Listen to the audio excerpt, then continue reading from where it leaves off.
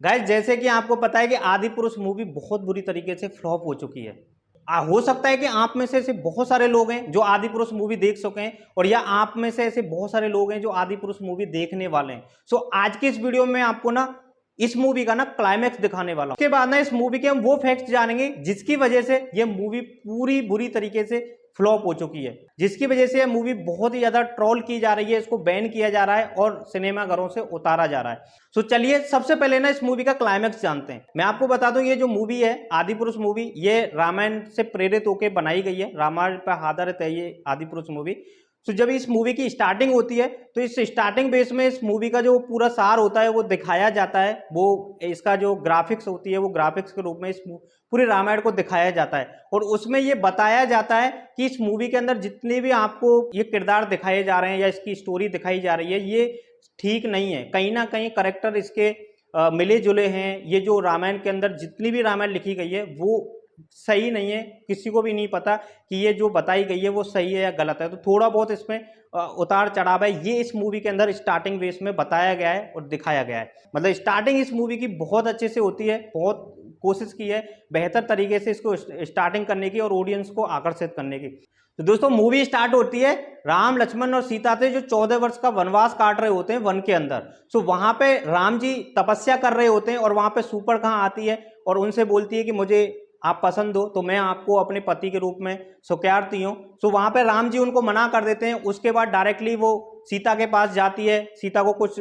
हानि पहुंचाने की कोशिश करती है और वहां पे लक्ष्मण जी उनकी नाक को काट देते हैं। तो सूर्पणखा नाक कटने के बाद डायरेक्टली रावण के पास जाती है। उसके बाद रावण डायरेक्टली सीता का हरण करने जाता है वहां पे वो। उसके बाद रावण सीता जी को उठा लेता है और यहाँ पे सबसे बड़ा क्लाइमैक्स अब क्या आता है दोस्तों, यहाँ पे सबसे बड़ा क्लाइमैक्स आता है कि जब वो रावण उसको ले जा रहा होता है सीता जी को, तो यहाँ पे राम जी उनके पीछे पीछे भाग रहे होते हैं। वो एक बाज के ऊपर उनको सीता जी को बांध के रावण ले जा रहा होता है और उसके बाद फिर सबरी से मिलते हैं। सबरी उनको बताती है कि आपको हेल्प के लिए सुग्रीव के पास जाना चाहिए। तो वहाँ सुग्रीव के पास जाते, वहाँ पे फिर हनुमान जी से मिलते हैं, सुग्रीव से मिलते हैं, वहाँ पे बाली का वध करते हैं। फिर उसके बाद ये समुद्र सेतु बनाते हैं और वहाँ पे डायरेक्टली फिर हनुमान जी को भेजा जाता है श्रीलंका के अंदर। वहाँ पे वो सीता जी से मिलके आते हैं। वहाँ पे सीता जी का संदेश राम जी के पास लेके आते हैं कि सीता मैया आपका वेट कर रही है, जल्दी से जल्दी आप सीता मैया के पास पहुंच जाइए वरना रावण उनको कुछ ना कुछ हानि पहुंचा देगा।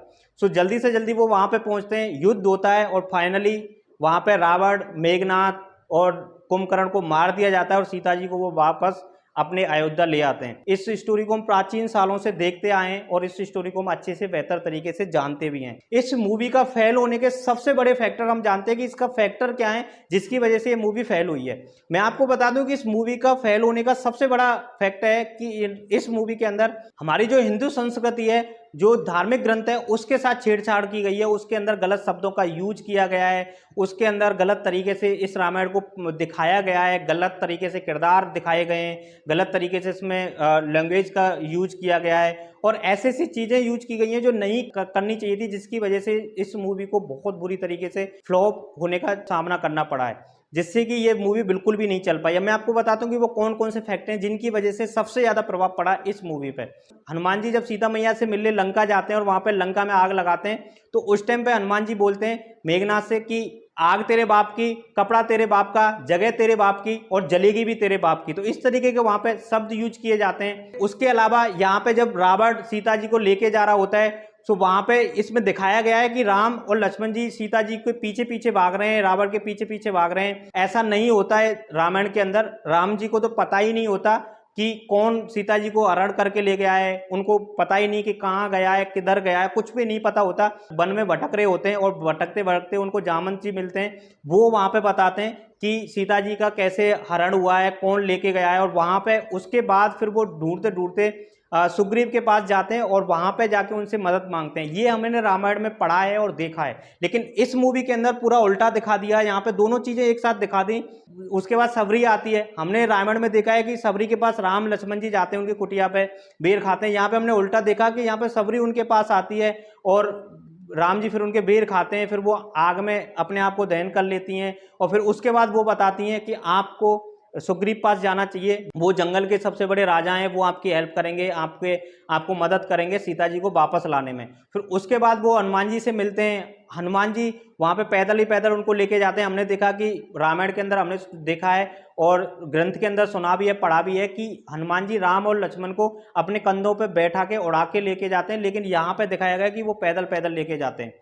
उसके बाद यहाँ पे सबसे बड़े फैक्टर ये है इसको फ्लॉप होने के कि इसके अंदर वो जो किरदार दिखाए गए हैं ना, हमने देखा है कि सिर्फ आसमान में उड़ते हुए हनुमान जी को देखा जाता है, हनुमान जी ही सिर्फ आसमान के अंदर उड़ते हैं, लेकिन इस मूवी के अंदर एक नहीं सबको उड़ते हुए दिखाया जाता है। यहाँ पे अंगद भी उड़ते हैं, यहाँ पे सुग्रीव भी उड़ते हैं।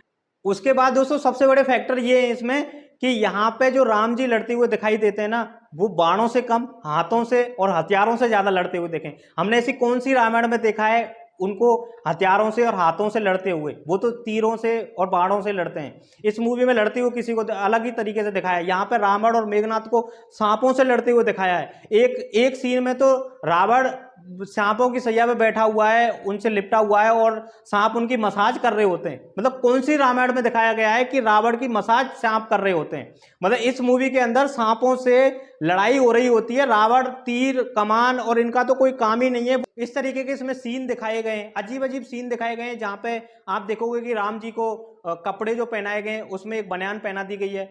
आप देखोगे राम जी और लक्ष्मण जी ने कौन सी बनियान पहनी थी रामायण के अंदर? उस टाइम में कोई बनियान ही नहीं थी और इसके अंदर इन्होंने एक पीले कलर की बनियान है वो इनको पहना दी है। भगवान राम और वो पैदल थे, उन्होंने कोई भी खड़ामू वगैरह कुछ नहीं पहन रखा था। यहाँ पे मूवी के अंदर इन्होंने चमड़े के सैंडल पहने हुए हैं।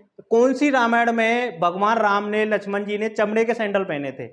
आप खुद बताइए। उसके बाद यहाँ पे ऐसे से गानों का यूज किया गया है इस मूवी के अंदर जो बिल्कुल लब भरे बिल्कुल रोमांटिक गाने देती हैं। कौन सी रामायण में रोमांटिक गाने लगाए जाते हैं? इसके जो निर्माता हैं ओम रावत जी, उन्होंने कोशिश तो की है इसमें कुछ क्लाइमैक्स डालने की, आज के इस युग से इसको कनेक्ट करने की, लेकिन कहीं ना कहीं कनेक्ट नहीं किया। इन्होंने सबसे बड़ी गलती ये की, इन्होंने हमारे धार्मिक ग्रंथ को छेड़ने की कोशिश की, राम जी की जो जीवनी है उसको छेड़ने की कोशिश की और उसके अंदर गलत तरीके से क्लाइमैक्स दिखाए, गलत तरीके से सीन ऐड किए, गलत तरीके से लैंग्वेज का यूज किया, जिसकी वजह से जो हमारी जनता है, जो हम लोग हैं, उसको पसंद नहीं आई और उसको ट्रोल करने लगे, इसको हटाने की मांग करने लगे। अभी के टाइम में दोस्तों ये मूवी इतनी बुरी तरीके से फ्लॉप हो चुकी है कि इस मूवी का जो बजट है ना वो 500 करोड़ में ये मूवी बनाई गई है, लेकिन अभी 300 करोड़ तक ये मूवी नहीं पहुंच पाई है। इतनी बुरी तरीके से फ्लॉप हुई है कि आधी कमाई भी नहीं कर पा रही है, जो लागत है वो भी इस मूवी में ये नहीं निकाल पा रही है। तो सोचिए कितनी बुरी तरीके से मूवी फ्लॉप हुई है। तो दोस्तों ये था इस मूवी का क्लाइमैक्स। तो आप हमें जरूर बताना, यदि आपने ये मूवी देखी हुई है तो आप हमें जरूर बताना कि क्या जो मैंने इसमें फैक्ट बताए। तो दोस्तों आपका क्या कहना है, आपका क्या सोचना है इस मूवी के बारे में, वो आप हमारे कमेंट सेक्शन में जाके जरूर बताना। और आप यदि नई मूवी देखें तो आप देख सकते हैं, आप सोच सकते हैं जाने की, आपके ऊपर है कि आप इस मूवी को देखना चाहते हैं या नहीं देखना चाहते हैं, वो आपके ऊपर है। सो इस वीडियो में बस इतना ही, मिलते हैं नेक्स्ट वीडियो में, तब तक के लिए बाय।